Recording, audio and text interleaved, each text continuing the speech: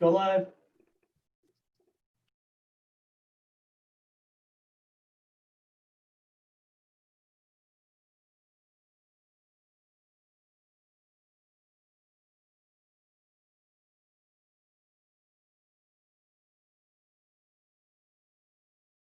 Good afternoon, everyone. Welcome to this town hall event. My name is Damian Sennett, and I'm the Director of Business Services for the Tri-Cities campus. Today, I'm going to be serving as your moderator. First, just let me say thank you so much for taking the time to join us this afternoon. It's refreshing and uplifting to be in the presence of so many members of our Tri-City Coug family. And it just makes me really excited for the upcoming fall semester. I hope it makes you excited as well. I'm going to tell you, when we originally scheduled this event, we knew that there would be a lot of questions about what the semester would look like and what kind of plans and preparations we've been making in response to COVID-19. If you'll believe it, we formally activated our campus COVID-19 incident response team 152 days ago. And since that time, we've been in a constant state of planning and preparing to ensure that we could provide a safe environment for students, faculty, and staff, while also providing a well-supported and high-quality academic experience for our students. At the same time, I think we all learned that if there's one truth about COVID-19, it is that situations are constantly evolving and plans need to be adjusted to accommodate that. This leads to a lot of uncertainty and lots of questions. And that's why I'm really glad that you're here with us today, so that we can answer your questions and put your minds at ease, knowing that the Tri-City Coug community is here for you. Now, many of you have submitted questions in advance. Thank you very much for doing that. You can continue to submit questions in the chat throughout this town hall. If you think that there's an issue that hasn't otherwise been addressed, we're going to answer as many of those questions as we possibly can. And to answer those questions today, we've assembled a panel of campus leadership, which includes our Chancellor, Dr. Sandra Haynes, our Vice Chancellor for Academic Affairs, Dr. Kate McAteer, our Vice Chancellor for Student Affairs, as well as our Deputy Title IX Officer, Dr. Chris Myers, our Vice Chancellor for Finance and Administration, Ray White, our Vice Chancellor for Research and Graduate Education, Dr. Christine Portfors, our Director of IT and frankly so much more, Aaron Brumbaugh, our Campus Safety and Security Officer, Scott Tomrin, and our Director of HR, Deborah McCormick. And before we turn to the panel to begin answering your questions, I would like to recognize that this constant change that's been brought on by this pandemic, it's hard and frustrating for everyone. I think we are all seeing and experiencing that in many parts of our lives right now. I know that I am. But I've also been overwhelmingly impressed by the way that our campus community has responded to these challenges and almost embraced them as opportunities. I've never been more impressed with our faculty and staff. The work that they have put in to adjust to this new reality and to ensure that core functions continue and additional supports are put in place to provide for student success has been awe-inspiring. Likewise, I'm equally impressed with you, our students, and the manner in which you have responded to all of these changes with an abundance of understanding, adaptability, resilience, and grace. Thank you for that. And I am, without a doubt, thankful for the leadership that exists on this campus, many of whom are on the panel today, for the calm guidance and forward thinking that they have exhibited day in, day out in order to keep us focused on what matters most, delivering high quality educational experiences to you. That leadership is modeled by example. And honestly, it starts at the very top with our Chancellor, Sandra Haynes. Chancellor Haynes, would you like to say a few words before we turn to our questions? Great. Thank you, Damian, for your introduction. Truer words have never been spoken, and it's my pleasure to welcome all of you today to today's town hall. I can't express how much I appreciate your participation and very much look forward to addressing your questions, concerns, and comments as best we can. We selected this date to make sure that we could be as sure as we possibly could be about what our plans are for fall, so thank you for attending. As many of you know, late last week, WSU Tri-Cities, in partnership with our WSU system campuses and consultation from internal and external stakeholders, made the very difficult decision to start fall 2020 virtually. There may be some exceptions for lab and gallery instruction, but for the most part, we will be having virtual instruction. A lot was taken into consideration, but based on the infection rates in Benton and Franklin counties and the increase in cases seen across the state, virtual instruction is the safest decision for our students, faculty, and staff. I understand this isn't where we wanted to be at this point. I sure didn't want to be here. I certainly didn't expect to be here. But I can assure you the health and well-being of our students come first, and not far behind is delivering a consistent, excellent higher education experience. We feel confident, very confident in the decision, and look forward to bringing campus to you until we are safe to welcome you back to campus. We want you to be in the best position when we finally get back to normal. So our goals to help you move forward and make progress in spite of the circumstances. We think it's imperative that you continue on with your education. We know that if students stop out, they're less likely to complete their education. So continuing on is absolutely vital to us. Our Vice Chancellor of Academic Affairs will share more with you soon, but the undergraduate schedule will be finalized this week. We encourage all students to make sure they enroll now for their classes so that you can get the classes you need to meet your degree requirements. It will also help us make sure we have enough seats and sections for everybody. Even if you are still uncertain, we do, as I said before, recommend that you enroll in courses. We will work with you as the semester begins to help you finalize your choices and avoid any penalties for dropping classes. For those of you concerned about how courses will be delivered through Zoom and Blackboard, we want you to think of them as if you were actually on campus. Nearly all classes will be taught synchronously at regularly scheduled times to ensure students and faculty can engage through Zoom. All courses will also be recorded and posted to Blackboard for students who have challenges with Wi-Fi, technology, or other personal or family hardships. We will send information to students and faculty about training resources for using Zoom and Blackboard to guarantee success and comfort using the platform and other technologies. Your professors can also help you if you have difficulties with accessing Zoom or Blackboard. They will be communicating with you about what will be required for their courses very soon. Be on the lookout and remember to check your email and Connected Coug's e-newsletter for important information. I think that's all for me right now, but again, I do want to say thank you, and I'll turn it back over to our town hall moderator, Damian Sennett. Thank you, Chancellor Haynes. We have received a number of questions in advance, and a lot of those questions makes sense involve what do academics look like in a virtual environment. Chancellor Haynes touched on that, but perhaps Vice Chancellor Kate McAteer, could you talk a little bit about what do academics look like in a virtual environment? What can students expect? Provide a little bit more details there.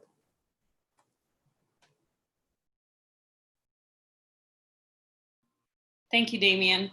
As Chancellor Haynes said, all of our courses will be delivered virtually in the fall. So what this means is that the faculty will be teaching their courses live, or you'll also have seen that referred to as synchronous, at the times that are listed on the course schedule.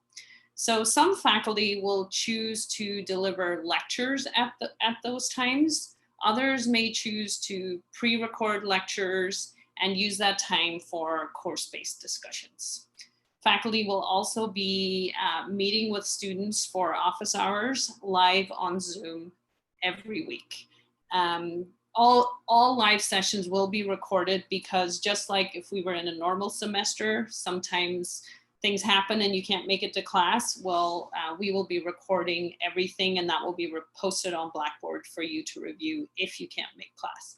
although we do strongly encourage that you attend all classes when you can, because we know that engaging with the faculty allows you to build community with your peers in the class, and also truly understand the expectations to be successful in that course. We may approve a limited number of activities for some lab courses to be done face-to-face on campus. This, for example, this could mean that 1 or 2 activities from a total of 10 for a lab course might be approved to be on campus because of, say, a specialized piece of equipment that students need to use. However, the majority of our labs will be providing lab kits for students to pick up on campus and do the experiment at home at the time that's listed on the course schedule. Other labs, for example, anatomy, will use 3D visualization software. And regardless if they're using kits or software, your faculty will be letting you know in the coming weeks what to expect for your lab. For those of you in our nursing program, the College of Nursing is proceeding with all clinicals to be done in person in the Tri-Cities area. Similarly, for our students, our future teachers in the College of Education, you will, all of your practicum hours will be met in the fall semester, and you'll be working with our faculty to determine how those will be accomplished depending on the different districts, K-12 districts, and what they are doing. For other academic areas such as library resources, tutoring, the writing center, academic advising, all of those too will be done remotely, and we have set up virtual help desks for all of those. The schedule of those help desks will be posted on our website in the coming weeks.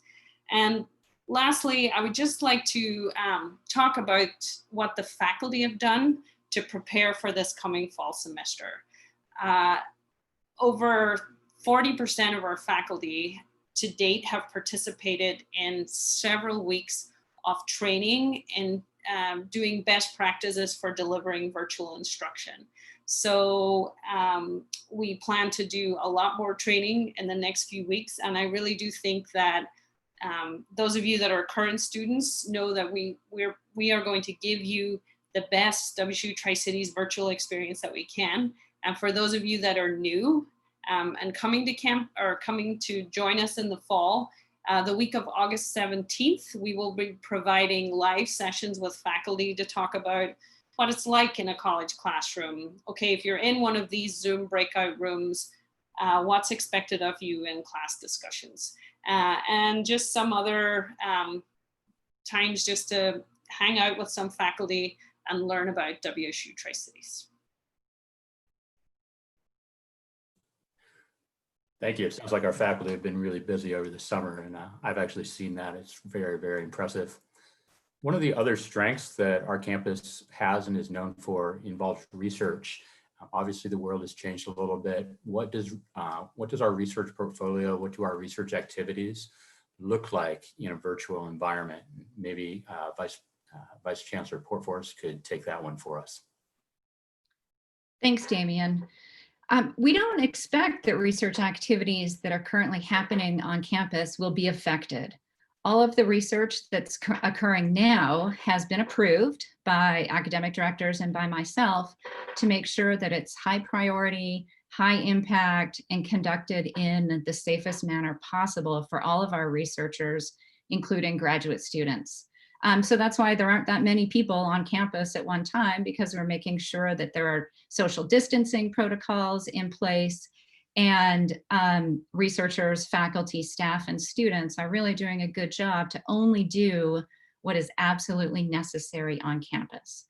And I just want to make sure that graduate students are aware that we're giving their research projects high priority to occur on our campus.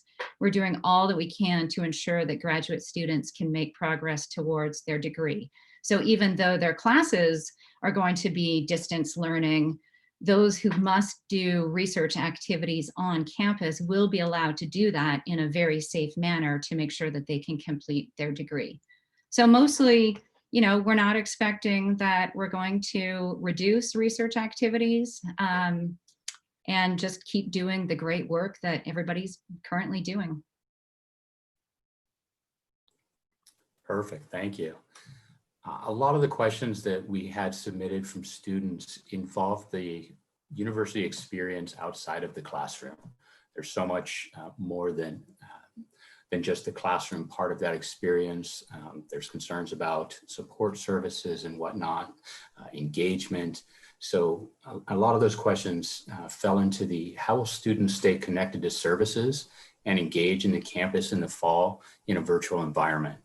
Vice Chancellor Myers, can you shed some light on that for us?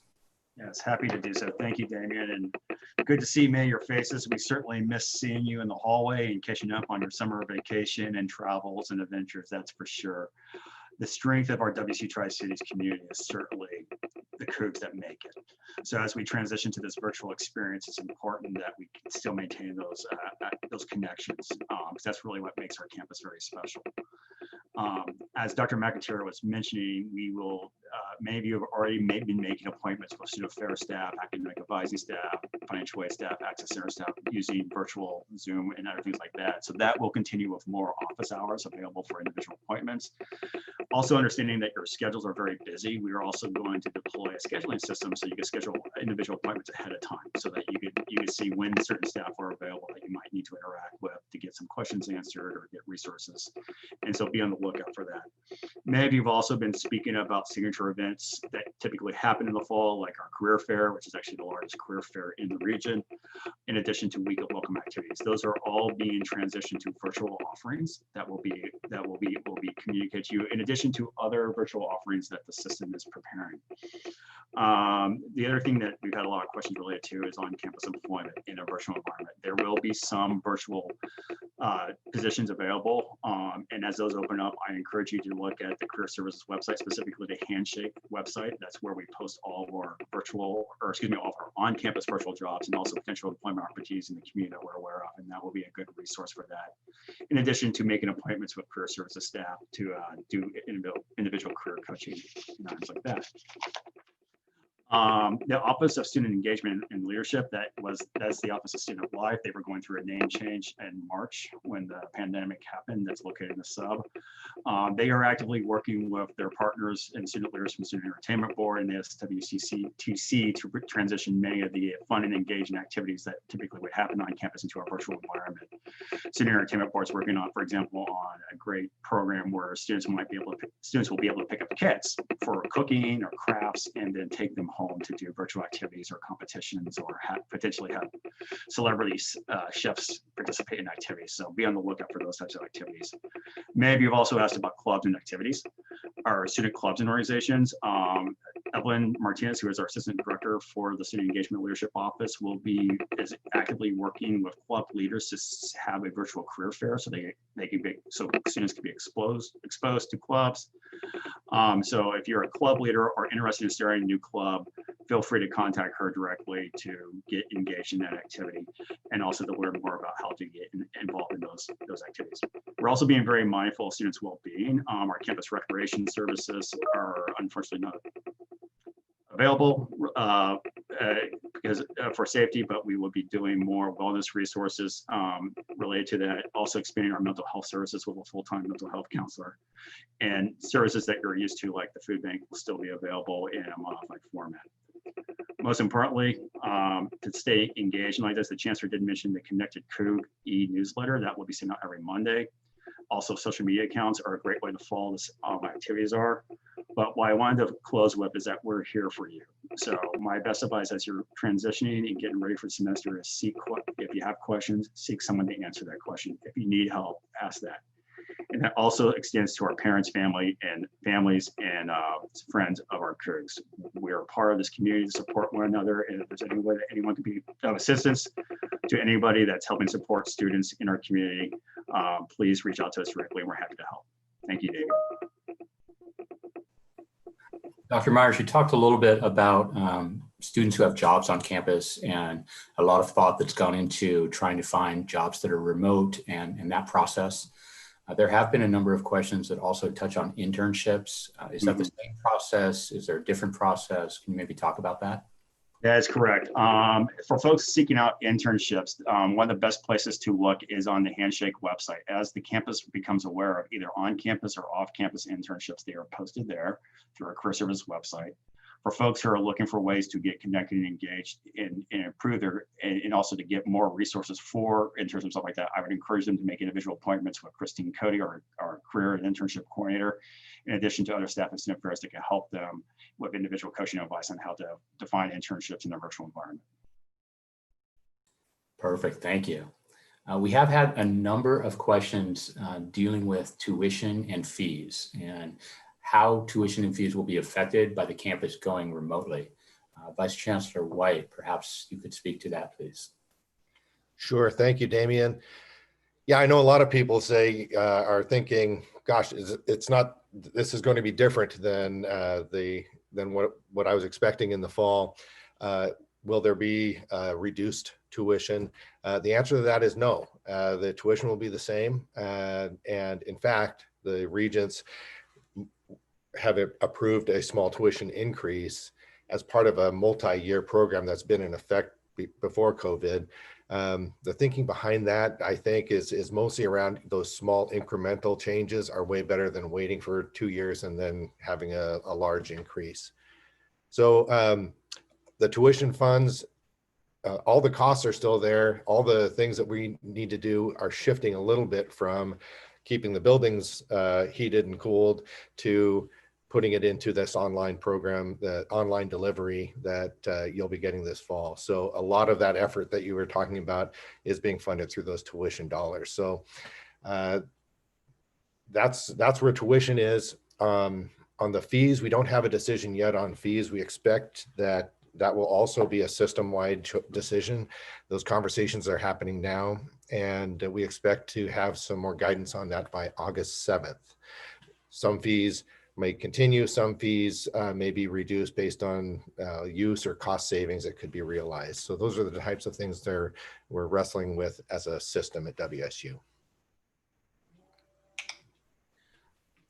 I know that you just said that there's still a lot of conversation about fees and things are changing and decisions will be made. One of the specific questions that students have submitted deals with our safety fee that was approved last term. Can you address that, please? Absolutely. Yeah, the transportation and safety fee was voted in by our students to pay for measures that students expect to have on campus. We'll plan to build, it'll beginning in the fall, we'll start to build a balance in there that will help us put those towards those safety and security measures, also alternative transportation measures that to fund all those student initiatives. So that's going to keep going forward. Thank you. Safety has always been a big topic of conversation on our campus and a high priority for us. In this time with COVID, it has sort of escalated fairly dramatically. A lot of questions and concerns deal with campus safety, safety protocols, what's been put in place, what thought has gone into that. I know personally that there have been a lot of conversations and a lot of planning about that, but I would love to hear maybe some details from our safety officer, Scott Tomrin. Scott, could you talk to that? Sure, Damien. The biggest thing we're doing is trying to track, the recommendations from the various levels, the governor, the local health district, and the WSU system, and try and incorporate all of those things, however they fit into the programs that we have on campus. The things that won't be a surprise are going to be, masks and social distancing are required coming back to campus. We'll have a bunch of signage installed, reminding people about social distancing, probably some directional signage in the hallways for, basically a stay to the right kind of thing. Restroom signage, wash your hands, a bunch of things in that department. There's been sneeze guards installed in locations on campus where there's, face-to-face interactions like the like the cashier's office. We're still continuing to kind of stockpile disinfectant materials, hand sanitizer. We actually got 100 gallons additional hand sanitizer in just yesterday. And we're working on cleaning plans for computer labs, classrooms, offices, all of the common areas, and common touch surfaces. We've looked at our HVAC systems too. We've had, several questions about what can we do to increase ventilation rates. And in most of our buildings, there's not much we can adjust. We've done what we can there. The problem we run into is our systems were designed to, maintain temperature based on a certain amount of outside air. So the higher we bump the ventilation rate, the less control we have of the indoor temperature. So we've done some looking there, and on the plus side, all of our buildings already have the air exchange rate that's recommended, at least that rate. Some of them are even higher. So we don't really think that we've got a lot of air circulation problem that we have to address.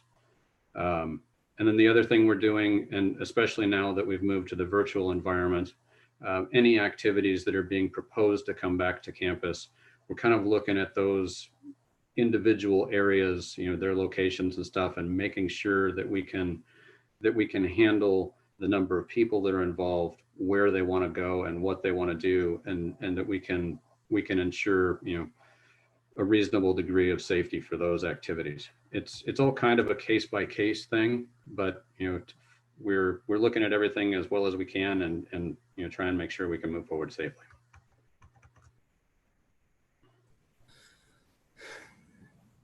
Thank you.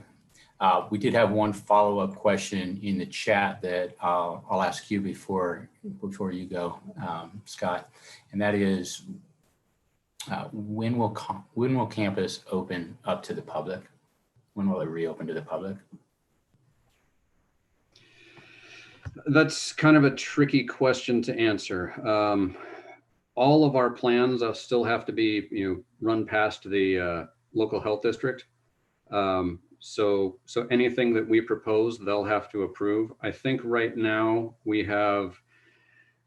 our plan has been kind of a phase 3. We would open to what we're calling visitors, which would mean the general public. There may be, before that point, there may be some limited access of the public to the library or vendor access. But the general public, I believe we're going to be looking at phase 3. Thank you. You mentioned computer labs in your discussion, and we are getting quite a few questions about technology as we move to a virtual environment. I know that there's been a lot of work on technology on campus, and I'm wondering if Director Brumbaugh could provide just some points on considerations that we've taken and improvements that we've made. Absolutely. As most of you know, the returning students, this past spring in the CIC lobby, we had computers, both PC and Mac computers, available for students to come in and use as needed. We also have the ability for students to remote into our computer labs to use the machines while they're at home. We're going to continue that. We're actually going to expand that so we have more machines available for students to remotely connect to. We also are going to have our Wi-Fi in the CIC parking lot. We're working on, with community members and extension offices, on additional Wi-Fi spots that students can go to. As we determine where those are, we will post those on the COVID-19 website. Students will also be able to come into the CIC lobby and use Wi-Fi there. And we will continue to expand all of our services as best as we can as we move forward. We will also be posting on the COVID-19 website the links for students that they need access to computers, Chromebooks. The WSU system as a whole has some that are available for checkout. They do put a hold on your account for you to turn them back in, or you can just opt to buy them. They're doing it at cost, so there's no markup on those. And they also have hotspots available too. Now, before anyone signs up for a hotspot, please make sure you have self-service where you're going to be using it. Because I would hate for you to get a hotspot and then still not be able to use it. And as always, we also have our IT virtual help desk that's open Monday through Friday, 8 to 4, or excuse me, 8 to 5. And we are always available to help students have faculty at any time.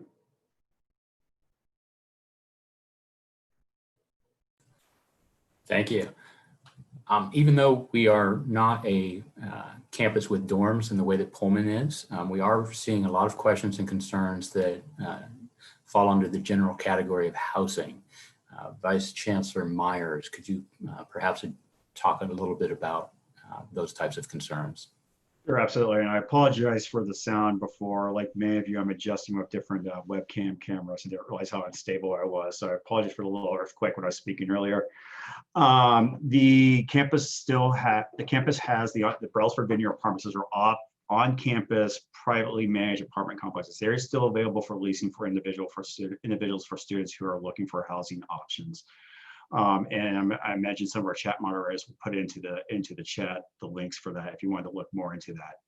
Knowing that there are students that could have concerns related to leasing, as plans has changed, the Student Affairs Office is available to assist you with that. Obviously, we cannot work with you in terms of legally breaking lease, but we're happy to provide a letter of support explaining the situation at the university that helps with landlords. And then lastly, through investment of our student fees, S&A fees, we do contract with a local attorney to provide legal advice for students through student support services. And so if you have general questions about landlord-tenant law, an attorney that does not work for the university is available to provide free consultation advice, and how to connect with that will be available on the current student's webpage. Thank you. Before I let you go, we're also seeing a number of questions about the cashier's office and the bookie. In a virtual environment, how do we access those services? Can you talk a little bit about that? Yeah, several points. The cashier's office does have many virtual options for payments. And also, if you have not signed for direct deposit of financial aid refunds or excess financial aid, I would certainly encourage you to do that. We are hoping to have some limited times for availability closer to the beginning of the school year. We'll be working with our partners in Student Affairs and the financial services to make sure that for folks that need to do physical appointments with the bookie, either to make a deposit or drop off a check, that there is a way that they can effectively do that activities, but also providing more information about how to access the payment options online if that's available for you.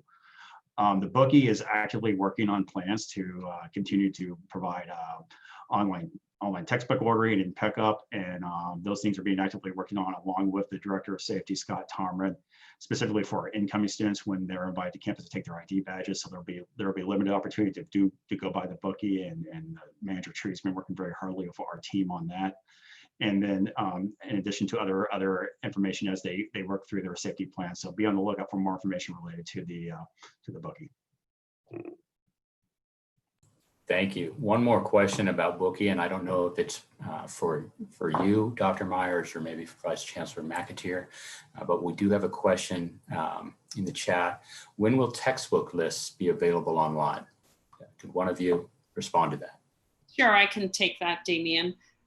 So your textbooks, we don't provide a list of textbooks, like a complete list to students. How you find out what your textbooks are is you go to the where you would find the schedule of classes, and on the left-hand side of that page, there's a link that simply says textbooks. You click on that link and you fill in the information for the classes that you're taking. So for example, if you would select WSU Tri-Cities campus, maybe it's English 101 and you're in section 5, and you hit select and it will pop up with your course textbook. So it's all available on the website. Perfect, thank you very much. Vice Chancellor Porfor, we have a very specific question that I think is directed to you. Any ideas about graduate practicum for MIT program? Yeah, that's a great question. The College of Education will be placing the students into their practicum, and depending on what the K through 12 system does, You might be in the classroom, or you might be helping the teacher do their virtual classroom, their own distance learning. But the College of Education will place you in your practicum. Perfect. One more question from the chat. Will there be access to the library? Director Tomrin, maybe you could respond to that. Yeah, and the answer to that one's a little mushy right now. We are working on that. They're working right now on a plan for sort of a limited, reopening just to satisfy, library to library orders for books. And anything we do with that will be subject to approval by the health district. But I think we're looking at some flavor of a online order and pick up your books. I don't believe at this point it's going to be open for like group study within the library. But if you need books from there or you're ordering them from another library in the system, we'll have some kind of arrangement made where you can pick those up. Perfect, thank you. I'm seeing a follow-up question in the chat about paying tuition and cashiers. The question is, when paying tuition, we've had the options in the past, online or in person. When paying online, we were charged a 3% fee, which is quite a sum of money. Can this be removed for the semester due to COVID? I'm going to take my moderator hat off for a second and just put on my Director of Business Services hat and say that there are two ways to pay your tuition online. You can pay it with a credit card, which does have a 3% fee associated with it. But there's also a way to pay virtually with check. And I can tell you, I actually did it myself in the spring just to see how it worked, and it worked out really well. It was very easy. We have a step-by-step instructions that we will make sure to get out to all students, but it works really well. If neither of those online payment options work for you, if there are circumstances that just make those not viable, we do ask that you reach out to us, contact us. We will make arrangements to do an in-person payment. But there are two options, and the virtual check payment option does not have a fee associated with it. Does anybody else want to touch that one? No.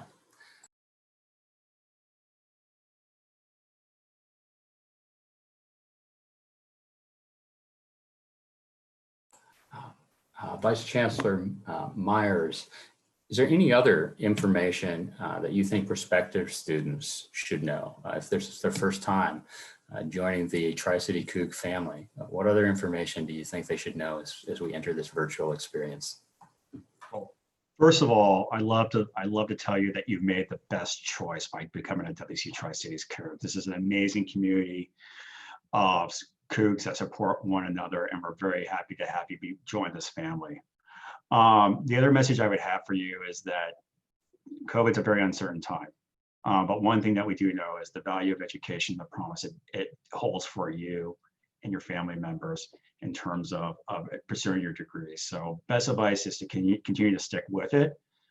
But most importantly, if you're still trying to determine if you're visiting us and haven't committed to coming to our campus or looking at options, we are here for you also. I would encourage you to contact our admissions team.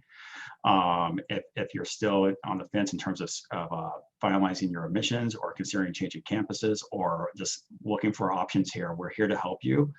And this is the time where education can be very important in your careers, and we're here to provide those resources and also point you ask general questions too. So for example, if you're still on the fence in terms of should I attend school, is this the right fit for me? We're here to provide information and get you pointed in the right resources, whether it be on our campus. We hope it's on our campus, but then that's the great part of the WSU system is that there's many resources and Cougs work together.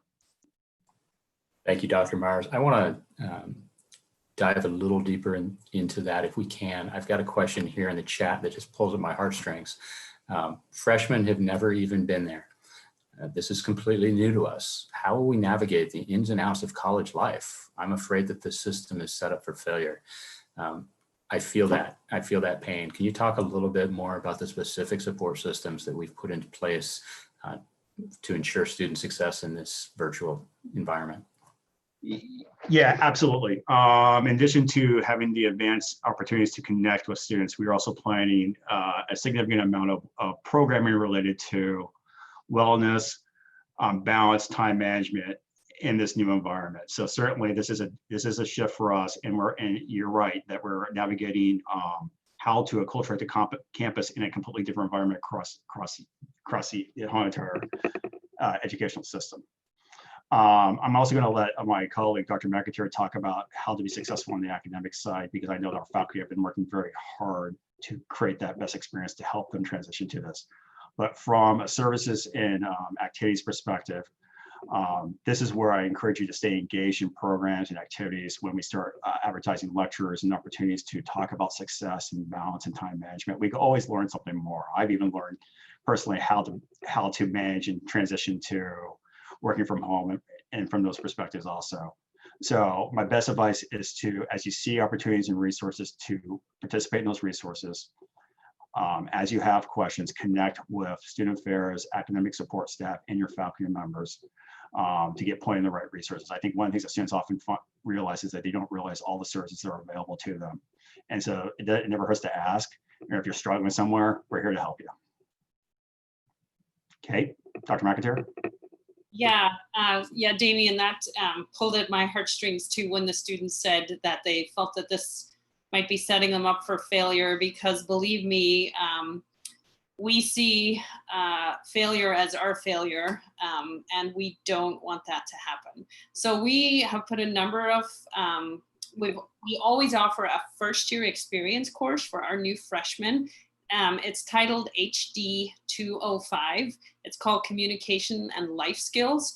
But that course is really designed to have freshmen interact with one another, build skills on not just on communication, but we help students with resiliency and growth mindset. And there actually is a group project. So you will work with 3 other students throughout the semester, yes, virtually, on a project, and you will be guided by 2 of our very talented faculty members, Dr. Sarah Peterson and Dr. Mark Mansberger, on that journey. So I strongly encourage you to enroll in that class if you're a new freshman, and if it doesn't fit in your schedule, certainly make time the week of August 17th to participate in Jumpstart.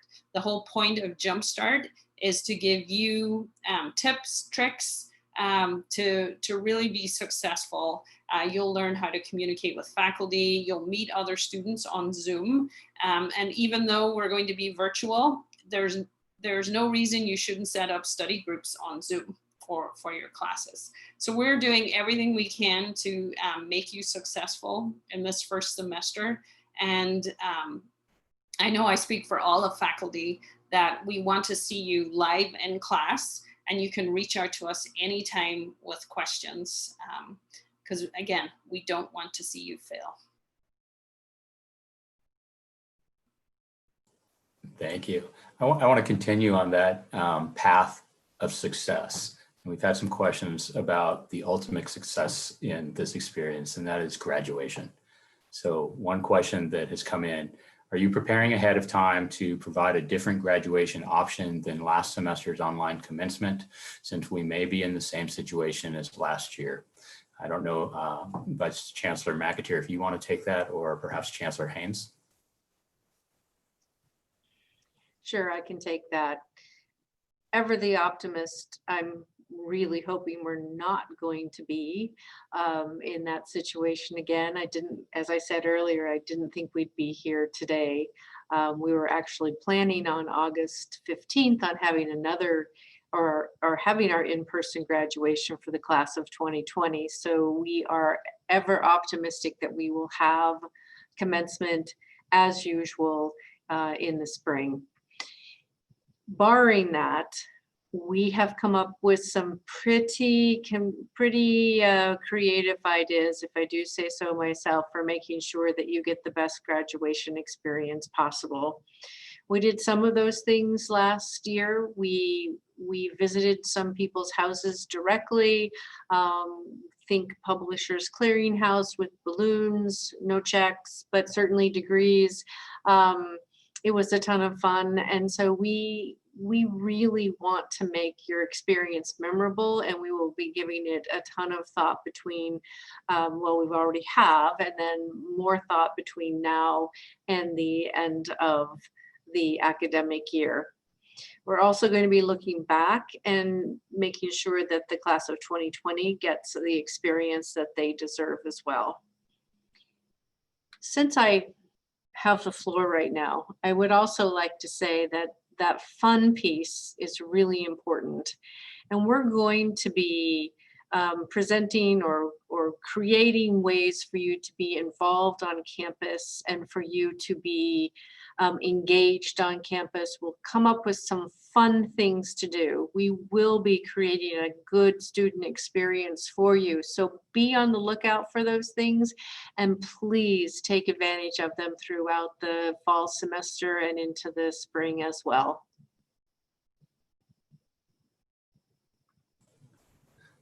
Thank you. We've had a couple more questions about the freshman experience, particularly related to technology. Director Brumbaugh, can you expand on that a little bit?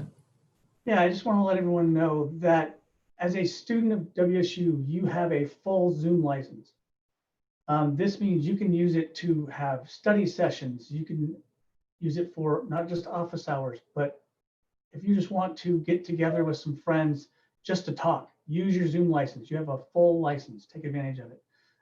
That'll help you connect as a freshman, as a student in general.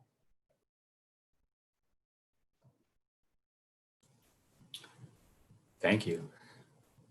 So that takes care of all of the questions that we had submitted in advance. Let me go to our chat and see if any additional questions have come in.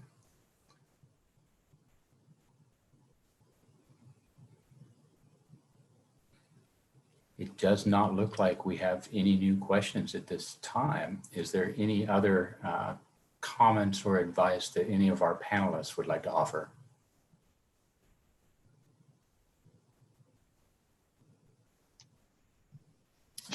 Chancellor Haynes. I always have something to say. So absolutely. You know, one of the things, my daughter is actually going into her senior year of college this year. And I remember when she was a freshman, she had some fear of actually talking to her professors. And yes, I'm in higher education. I had to talk her off the ledge to go talk to her professors. You have access to your professors. Make sure that you're reaching out to them. Even if it's not about the class, they can connect you with the resources that you need. And please use your email. You may not have our phone numbers. We're not on campus. There's no sort of picking up the phone and calling my office, but we are always here and we are always on email. So please contact us, contact any of us, and we can get you to the right place. So make sure that you're reaching out. I think it's very, very important to reach out with any questions, any concerns that you have to any one of us, your professors, any other staff. We will be there for you. I see that reaching out and us being available to support students as a very common theme amongst all of our panelists. And I think that's something that I've seen on the Tri-Cities campus from day one. And I think it will only continue and grow stronger as we enter this virtual reality for the time being. We have had some additional questions come in. So one of the questions we have concerns, okay, now that I went through the virtual experience, now that I have graduated, I need to get a job. What kind of mentoring services will the campus be able to offer me so that that can happen, because that needs to happen? Vice Chancellor Myers, perhaps you can take that one.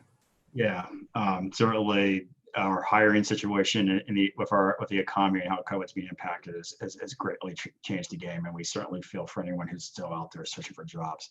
The thing that I do want to emphasize is that our career services that if you're graduated, that you work for as a student, are still available and accessible to you. So things like our career coaching that's available through the career services, will be able to still make appointments for students. The other thing that we do provide a new program that this started earlier in the school year before the pandemic started, was our Partners in Career Development program. This is actually a mentoring program where community members across all industries have volunteered their time to spend time with our students to talk about hiring and getting in local jobs in the industry. And from that perspective, I would highly encourage any student that's looking for career advice, whether they're preparing to graduate or internships or have graduated, to contact our career services team to get connected with a community member. Because one of the things that we've found is that 90% of our students work, close to 90% of our students work and stay in the Tri-Cities community. That means a lot of our local industries across all fields, STEM, K through 12 network, healthcare, and social sciences. There's a lot of individuals in our community that want to connect with you and help you with that advice. So we're happy to make those connections and leverage the strengths of a very strong supportive community. So seek out and reach out to our career services staff, and they're more than happy to assist you no matter what stage of your career you're in. Okay, a couple of questions about safety protocols have come in. So Director Tomrin, I've got two questions for you. One is, do students or people with medical conditions still have to wear masks when they come to campus? And then the second question is, how do staff and faculty get things out of their office? Okay, sure. The first question regarding masks, short answer is no. You know, we're following the same instruction that comes out of the governor's office and the Secretary of Health's orders. You know, if you people under 5 years old, or if you have a medical condition that makes it dangerous, then no, you won't have to wear a mask. We're kind of looking at a few alternatives there, face shields and that sort of thing to try and give an alternative, but bottom line is no, if there's a medical condition, you don't have to wear it. Staff and faculty coming to get things out of their office. We're still, right now anyway, you'll need to do your daily attestation to be able to come to campus. But if it's just a quick trip to pick something up, just let security know, check in with them when you arrive, say that I need to get something out of my office, and you're good. If you're coming to your office to work, I believe we're actually revising the approval form, but if you're coming to work, then you'll need to have an approval from Chancellor White, Vice Chancellor White. Sorry for the promotion. Excellent, thank you. A question has come in about the writing portfolio hold. What about the writing portfolio hold as it pertains to the writing exam for spring? Vice Chancellor McAteer. So I assume that just like what happened in spring when the writing portfolio exam was moved online, it will also be online for this fall semester. So I will need to confirm that with our Director of Composition, Dr. Patty Wild. But I think you can assume that the exam will be online, and then you will contact the faculty who's, the pieces of writing that you've done for other faculty. Will probably be accepting electronic signatures for those. And don't go anywhere. We've had another question for you, Dr. McAteer. After moving online, all of my classes for fall semester have been rescheduled to conflict with each other. Is there protocol on making sure classes seniors need do not conflict online? So that's surprising, because I'm wondering if there was an error when when a class was being input in the system, because we didn't move the time of any classes. So I will certainly look into that with the registrar's office and make sure that everyone's schedule has remained the same.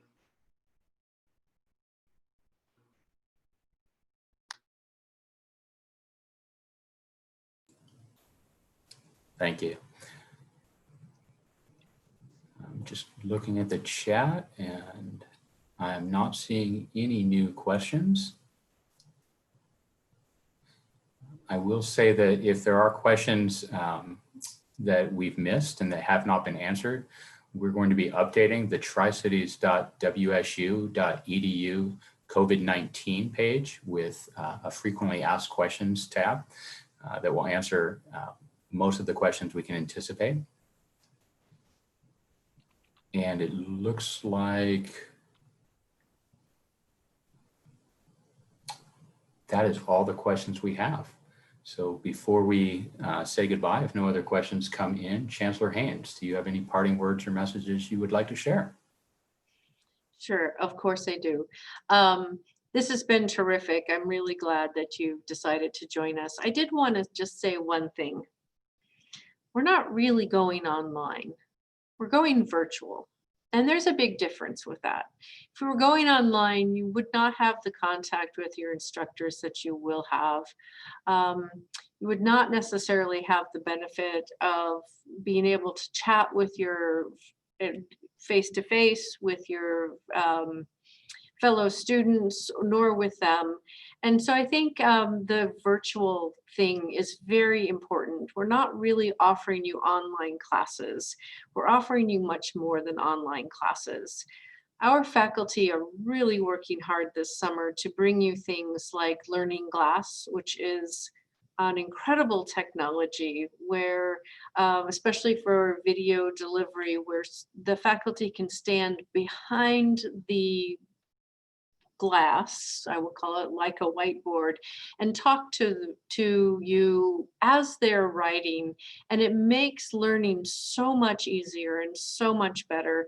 So we are really working very hard to make sure that you get an exceptional Cougar experience. I just wanted to point that out, as I think it's an important misconception about what it is that we're actually doing. So I just want to thank you right now for attending today's town hall. We understand that this isn't where we all wanted to end up, but I can assure you your academic and your student life experience will continue to be excellent. As I said before, we're here to help guide, direct, and support each and every one of you and your families along the way. There's never been a better time to earn a college degree. With all the uncertainties in life right now, pursuing a higher education degree is certainly a path forward.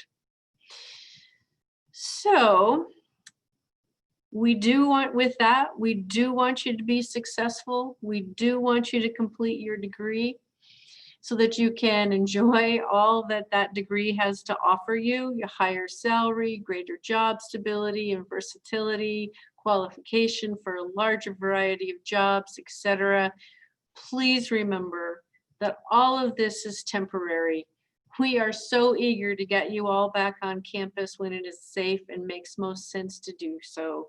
We miss our Cougs. We really miss our Cougs. Just know that we are committed to making your virtual experience a great one. And I think it's time to say, go Cougs.